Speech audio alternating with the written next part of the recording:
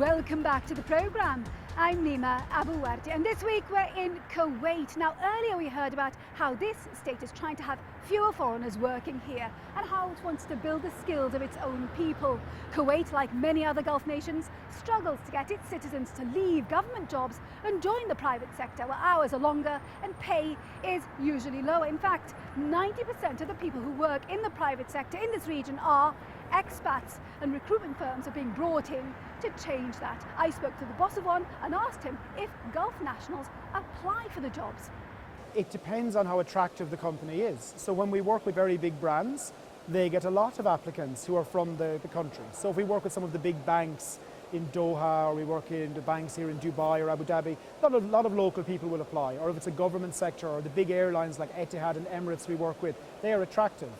But if you look at a lot of the commercial organisations or even international organisations, they struggle to get enough applicants. They have a challenge about the wage expectancy will be higher. So the dynamic leads them to probably rely too much on international talent. It's a conundrum for all.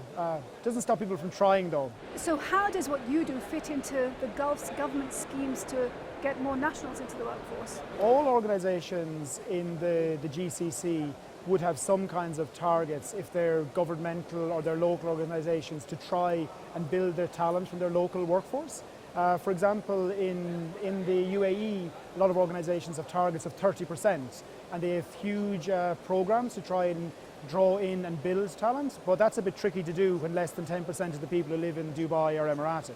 So it's a competition which is hard to win. But it's not a competition, is it? It's not achievable, so why bother with these high targets? Organisations that are able to achieve that and who are able to hire locally, especially in the private sector, will have a sustainable advantage over time because they'll have people who are loyal to the country, they'll have people who understand the culture. It's a better strategy to have locals. So why doesn't it happen? Some of the challenges with like Saudi Arabia, where there's interesting dynamics of, like, for example, there's 7 million expatriate workers, but there's 2 million unemployed Saudi Arabian people. That's really unusual, and so that's an anomaly. And that is probably because of a very well taken care of and protective society where people are given incentives and supports that mean the rationale to work in certain jobs is probably not present, but really for the health of the economy, it would make sense if the government could up with a non-punitive way, but a way that encourages and encourages people to take these opportunities that are private sector rather than to be focused on wanting to always work in government. Now, a large part of what you do is find managers and leaders, and there's a big emphasis on managers and leaders for Gulf nationals. But how can everyone be a manager and a leader? It's a slightly mixed up dynamic that's going on.